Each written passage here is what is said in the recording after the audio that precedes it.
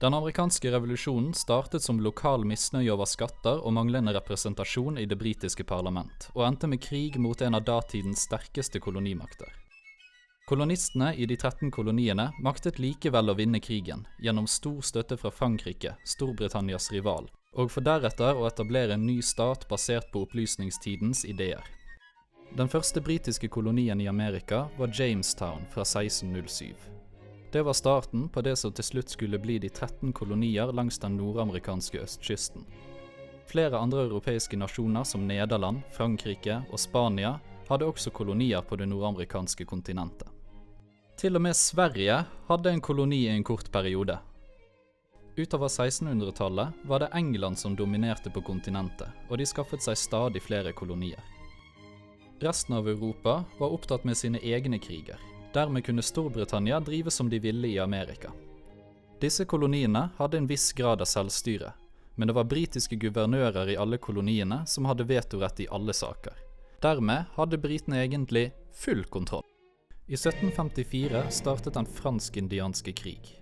Dette var en krig mellom hovedsakelig Frankrike og Storbritannia. Konflikten oppstod i Ohio-dalen, et område begge landene ønsket å ha kontroll over. Denne striden ble etter hvert en del av en større europeisk konflikt kalt Syvårskrigen, hvor de to kolonimaktene havnet på hver sin side. Da det roet seg i 1763 etter hard strid i Europa, Karibien og India, sto Storbritannia igjen som en suveren seierherre i Nord-Amerika. Dermed kunne de legge noen av de franske koloniene under seg, blant annet deler av det som skulle bli Kanada. Spania fikk også kolonier, men det var likevel britene som dominerte. Krigen mot Frankrike kostet mye penger. Storbritannia økte derfor skattene i de 13 koloniene. I 1764 kom det britiske parlamentet med skattlegging av en rekke varer som ble importert til Amerika. Året etter, i 1765, var det Stamp Act som skapte uro i Amerika. Det medførte skatt på alt trykt materiale. Dette møtte derfor stor motstand fra de øvrige deler av samfunnet, ettersom de brukte mer papir enn resten av befolkningen. Det endte med at Stamp Act måtte fjernes kun 1 år etter. Men parlamentet var ikke ferdig der. De ville fremdeles ha mer inntekt og prøvde derfor å skatte importen av varer som for eksempel papir og te. Det ble overraskende nok ikke populært, og parlamentet fjernet skatten på alt unntatt te, bare for å vise at det var de som satt med makten. Kolonistene argumenterte med at Storbritannia ikke kunne skattlegge dem, siden ingen av de 13 koloniene var representert i parlamentet. Amerikanerne krevde altså å bli representert politisk for å kunne skattlegges, og dette er en viktig bakgrunn for den amerikanske revolusjonen. Med økt toll og skattlegging på varer ble det store protester. Britene opprettholdt likevel høy toll, spesielt på te. Med Regulating Act fra 1773 fikk East India Company enerett på import og salg av te i koloniene, noe som gikk hardt ut over lokale handelsmenn. Alle koloniene bestemte seg for å boikotte varene fra East India Company. I Boston går amerikanerne utkledd som indianer ombord på handelsskip og kaster teen over bord for å vise sin misnøye. Denne hendelsen har senere fått navnet Boston Tea Party. Storbritannia svarte med å stenge havnen i Boston, og byen sto derfor i fare for å miste det meste av inntektene sine og gå konkurs. Dette resulterte i enda større misnøye med det britiske styret, og regnes ofte som den utløsende årsaken til uavhengighetskrigen. Folk begynte å samle våpen og trene militser. Misnøyen ulmet under overflaten. I 1775 samlet de 13 koloniene seg til en felles kongress for å prøve å finne en løsning på problemet. De fant aldri noen løsning. Samme år ble det løsnet skudd mellom amerikanske militser og britiske soldater i nærheten av Boston. Denne hendelsen blir gjerne kalt skuddet som hørtes over hele verden. Uavhengighetskrigen var i gang, ledet av militærgeneral George Washington på amerikansk side. 4. juli 1776 la kongressen frem uavhengighetserklæringen. De 13 koloniene erklærte seg selvstendige og likestilte med andre nasjoner, inspirert av opplysningstidens tanker. Siden Frankrike og Storbritannia var bitre fiender og konstant kjempet for å være den mektigste stormakten, så Frankrike her en mulighet til å svekke Storbritannia. I tillegg ønsket de hevn etter å ha tapt områder i Nord-Amerika.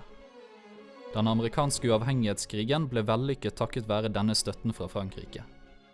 I 1783 måtte den britiske kongen akseptere selvstendigheten til de 13 koloniene, som fikk navnet Amerikas Forente Stater, eller United States of America, altså USA.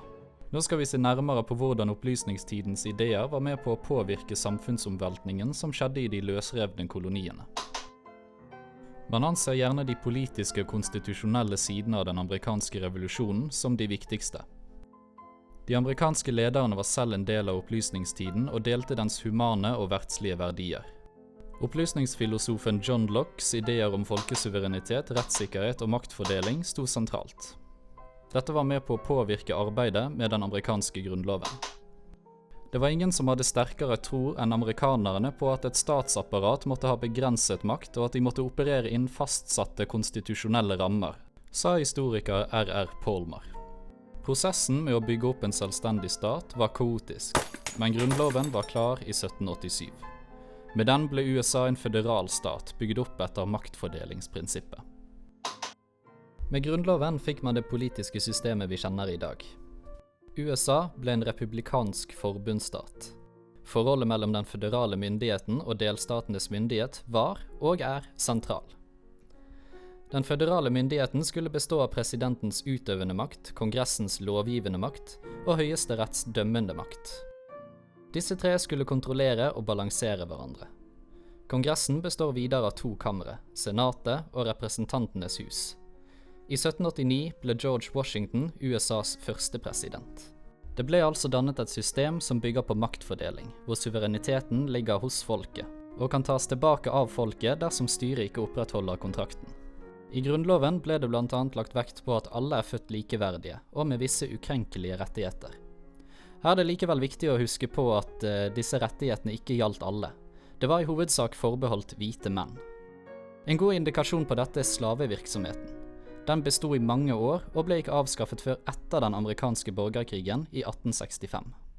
Selv om opplysningstidens idealer inspirerte denne nye staten, var det likevel revolusjonerende og nytt, og den amerikanske revolusjonen ble derfor stående som et eksempel på hvordan ideene fra opplysningstiden kunne settes til live. Revolusjonen kom derfor til å inspirere andre stater, særlig i Europa, i de kommende tiårene. Vi skal nå se på konsekvensene av revolusjonen.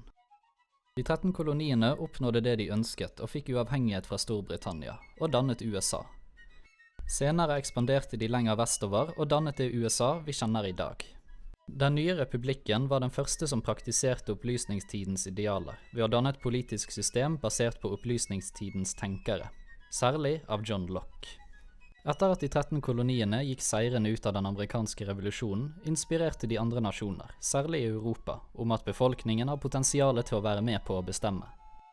Det oppstod en bredere oppfatning om at det eneveldige maktsystemet, som dominerte på denne tiden, måtte vike for folkets vilje, og at makten skulle fordeles på flere. For Storbritannias del var tapet av de 13 koloniene fremfor alt et stort politisk og militært nederlag. Viktigere er konsekvensene det fikk for Frankrike, som hjalp amerikanerne med frigjøringen. Krig var som regel hovedårsaken til at europeiske stormakter havnet i økonomisk uføre på denne tiden. Frankrike hadde allerede pådratt seg en stor gjeld etter 20-årskrigen, en gjeld som vokste som følge av den amerikanske uavhengighetskrigen. Den økonomiske situasjonen i Frankrike skulle få år etter vise seg å bli en grunnleggende årsak til den franske revolusjonen som startet i 1789. Dette vil vi komme tilbake til i en annen video.